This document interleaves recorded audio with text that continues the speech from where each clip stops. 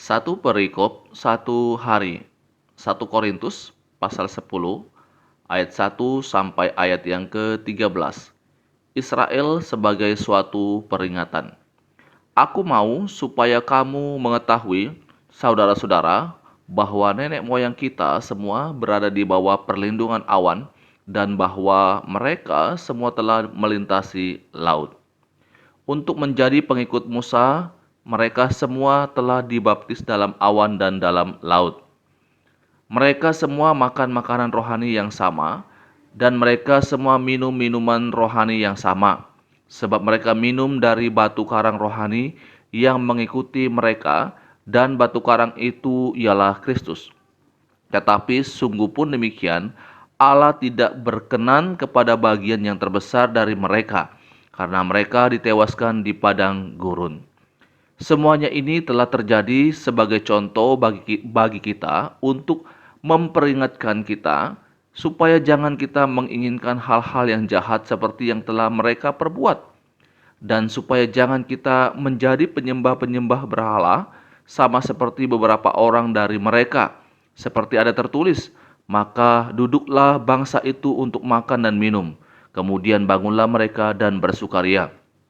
Janganlah kita melakukan percabulan seperti yang dilakukan oleh beberapa orang dari mereka, sehingga pada satu hari telah tewas 23.000 orang.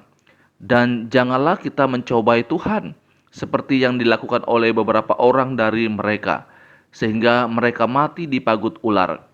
Dan janganlah bersungut-sungut seperti yang dilakukan oleh beberapa orang dari mereka, sehingga mereka dibinasakan oleh malaikat maut. Semuanya ini telah menimpa mereka sebagai contoh dan dituliskan untuk menjadi peringatan bagi kita yang hidup pada waktu di mana zaman akhir telah tiba. Sebab itu, siapa yang menyangka bahwa ia teguh berdiri, hati-hatilah supaya ia jangan jatuh.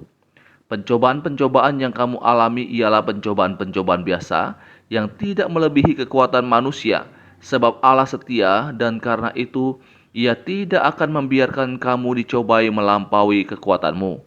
Pada waktu kamu dicobai, Ia akan memberikan kepadamu jalan keluar sehingga kamu dapat menanggungnya. Saudaraku yang dikasihi oleh Tuhan Yesus Kristus, di dalam bagian firman Tuhan ini Paulus menyebutkan dosa-dosa yang pernah dilakukan oleh bangsa Israel di masa lalu. Dan Paulus juga menyebutkan bagaimana Tuhan menghukum mereka. Kalau kita perhatikan dalam ayat yang ke-8, Tuhan pernah menewaskan 23.000 orang. Itu karena mereka melakukan dosa di hadapan Tuhan. Nah, sekarang pertanyaannya adalah, mengapa Tuhan mengulangi atau menceritakan ini kepada jemaat yang di Korintus? Dan juga bagi saya dan saudara pada saat ini, apa tujuannya? Kita perhatikan dalam ayat yang ke-11, semuanya ini telah menimpa mereka sebagai contoh dan dituliskan untuk menjadi peringatan bagi kita. Jadi tujuan Paulus menceritakan tentang dosa-dosa yang pernah dilakukan oleh bangsa Israel ini untuk menjadi peringatan, menjadi awasan bagi kita, agar kita jangan melakukan dosa-dosa yang sama, agar kita jangan lagi melakukan hal-hal yang kita tahu itu adalah sesuatu yang tidak benar di hadapan Tuhan. Jadi ini tujuannya Bapak Ibu. Ketika kita melihat ada kegagalan orang di masa lalu, itu harusnya menjadi satu awasan bagi kita. Menjadi awasan bagi kita agar kita juga tidak melakukan dan jatuh pada dosa yang sama.